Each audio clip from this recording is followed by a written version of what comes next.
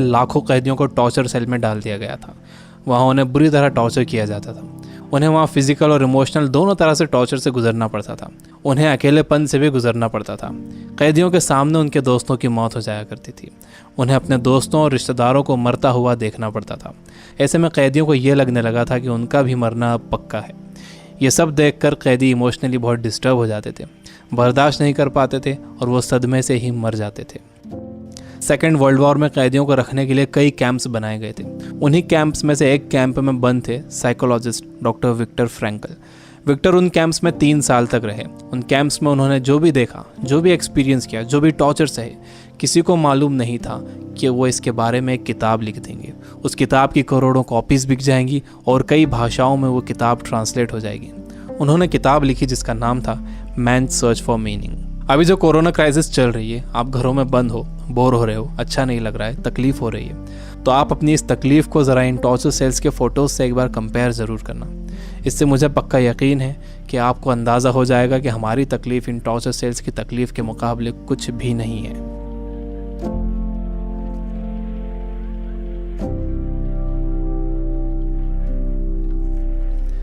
जब विक्टर को इन कैंप्स में डाला गया तो उनके साथ उनकी फैमिली भी थी, लेकिन सब के सब धीरे धीरे मरते गए। विक्टर एक इंसिडेंट बताते हैं। उनके साथ एक कैदी था। उसने फरवरी महीने के आखिर में एक सपना देखा। उसने विक्टर को बताया कि कल रात उसने एक सपना देखा था। सपने में एक आवाज़ गूंजी कि मुझसे जो पूछना है पूछो। तो मैंने उससे पूछा कि हम इस कैंप से बाहर कब निकलेंगे। तो उस आवाज़ ने कहा कि 30 मार्च को तुम लोग बाहर निकल जाओगे। इस सपने के बाद उस कैदी को पूरा यकीन हो गया था कि वो 30 मार्च को रिहा हो जाएगा। मार्च का महीना शुरू हो गया। वो एक एक दिन गिन रहा था। धीरे धीरे दिन निकलते गए।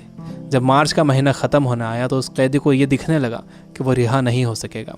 29 मार्च को वो बीमार पड़ गया और 30 मार्च को वो मर गया। ऊपरी तौर पर तो ये लग रहा था कि उस कैदी को कोई बीमारी हुई है जिससे वो मर गया, लेकिन विक्टर जानते थे कि वो कैदी किसी बीमारी से नहीं मरा था, बल्कि नाउम्मीदी से मरा था।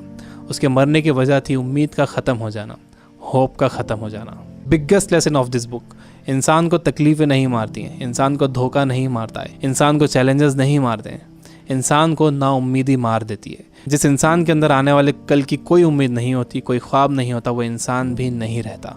विक्टर ने गौर किया कि कैंप में ज़्यादातर मौतें क्रिसमस और न्यू ईयर के बीच में हुई थी, क्योंकि लोगों को उम्मीद थी कि क्रिसमस आ रहा है, न्यू ईयर आ रहा है, हमें रिहा कर दिया जाएगा। लेकिन जब ऐसा नहीं हुआ तो उनकी उम्मीदें टूटी और वो मर गए। जब भी किसी इंसान की उम्मीदें ख़त्म होती हैं तो उसका इम्यून सिस्टम कमज़ोर हो जाता है, और जब किसी का इम्यून सिस्टम कमज़ोर हो जाता है तो वो किसी भी छोटी मोटी बीमारी से मर सकता है। यानी पहले उम्मीदें ख़त्म होती हैं, उससे इम्यून सिस्टम कमज़ोर होता है, उसके बाद वो बीमारी ताकतवर हो जाती है। दूसरी चीज़ विक्टर ये बताते हैं कि आपके पास ज़िंदा रहने के लिए एक बड़ा सपना होना चाहिए, एक लॉन्ग टर्म गोल होना चाहिए।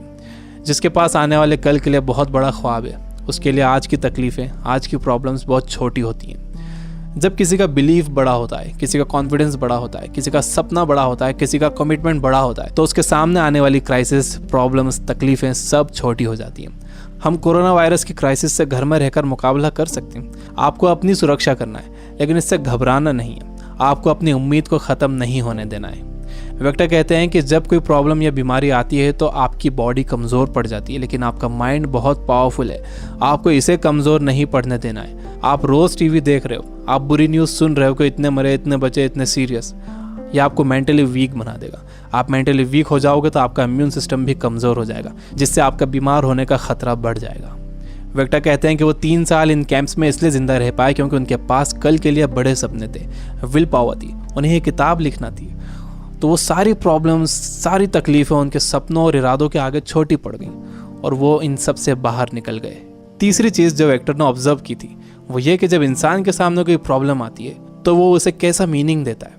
वो उसे पॉजिटिव मीनिंग देता है या नेगेटिव मीनिंग देता है। जैसा भी आप उसे मीनिंग देते हो, ये मीनिंग ही उस प्रॉब्लम को आपके लिए मुश्किल या आसान बनाता है। आपका मीनिंग उस प्रॉब्लम को या तो और बढ़ा देगा या उसे ख़त्म कर देगा। फॉर एग्जाम्पल, आप कहीं जाने के लिए घर से बाहर निकलते हो और आप देखते हो कि आपकी गाड़ी का टायर पंचर है। अब आपको बहुत गुस्सा आ जाता है। आपको लगता है कि क्या इसे अभी पंचर होना था, या आप ही के साथ क्यों हुआ, पूरा मूड ख़राब हो गया। आपने इसे दे दिया नेगेटिव मीनिंग। आपके पास एक और ऑप्शन था। आप सोच सकते थे कि हो सकता है कुदरत आपको वहाँ जाने से रोक रही हो, हो सकता है कि आप किसी बड़े एक्सीडेंट से बच गए हों इसकी वजह से। अगर तेज़ स्पीड में गाड़ी का टायर पंचर हो जाता तो एक्सीडेंट हो सकता था। अच्छा हुआ कि निकलने से पहले ही आपको टायर पंचर मिला। ये है पॉजिटिव मीनिंग। इंसान यूजुअली नेगेटिव ही सोचता है और इस नेगेटिव सोचने की वजह से हम हर चीज़ का नेगेटिव साइड ही देखते हैं, उसका पॉजिटिव साइड नहीं देखते। जैसे कोरोना क्राइसिस में जितना टाइम आपने फैमिली को दिया है, क्या आपने कभी पहले इतना टाइम दिया है?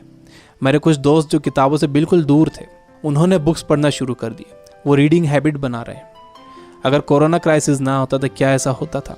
जितना मैं इन दिनों पढ़ रहा हूँ, पहले इतना कभी नहीं पढ़ता था।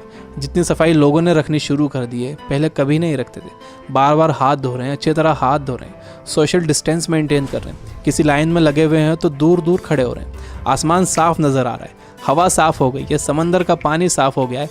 ऐसा लग रहा है कि नेचर ने जैसे रीसेट बटन दबा दिया।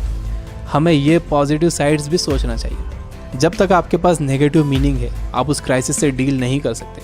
हर प्रॉब्लम उसके साथ एक इक्वल अपॉर्चुनिटी भी लेकर आती है। दुनिया जब से बनी है तब से अब तक उसमें प्रॉब्लम्स ही प्रॉब्लम्स है। अगर ये प्रॉब्लम्स नहीं होती तो हम यहाँ तक ग्रो नहीं कर पाते। सबसे लास्ट में विक्टर कहते हैं कि आपसे सब कुछ छीना जा सकता है, आपकी धन दौलत, घर, गाड़ी, बीवी, बच्चे, माँ बाप, दोस्त, सेहत, लेकिन एक चीज़ नहीं छीनी जा सकती, वो है आपकी पावर ऑफ डिसीजन। आपसे फैसला करने की ताकत कोई नहीं छीन सकता। अगर आप सिचुएशन से घबरा कर फैसला करते हो तो वो सिचुएशन आप पर हावी हो जाएगी, लेकिन अगर आप सिचुएशन के हिसाब से खुद को बेहतर बनाते हो और डिसीजन खुद लेते हो तो आपकी ज़िंदगी बदल जाएगी। दुनिया में इससे पहले भी कई बीमारियां आई हैं जिससे करोड़ों लोगों की मौत हुई है। उसकी वजह ये थी कि लोग अवेयर नहीं थे, उनके पास इन्फॉर्मेशन नहीं थी, इन्फॉर्मेशन लेट पहुंचती थी, बीमारी से डील करने के साधन नहीं थे। लेकिन आज का वक्त सबसे अच्छा वक्त है। हमारे पास इन्फॉर्मेशन बहुत तेज़ी से पहुंचती है, हमारे पास साधन है। मुझे पूरा यकीन है कि आगे और भी अच्छा वक्त आने वाला है और मैं आपको उम्मीद दिलाता हूँ कि आगे सच में बहुत अच्छा वक्त आने वाला है। You guys are amazing. Keep reading, keep learning, keep growing. Thank you for watching.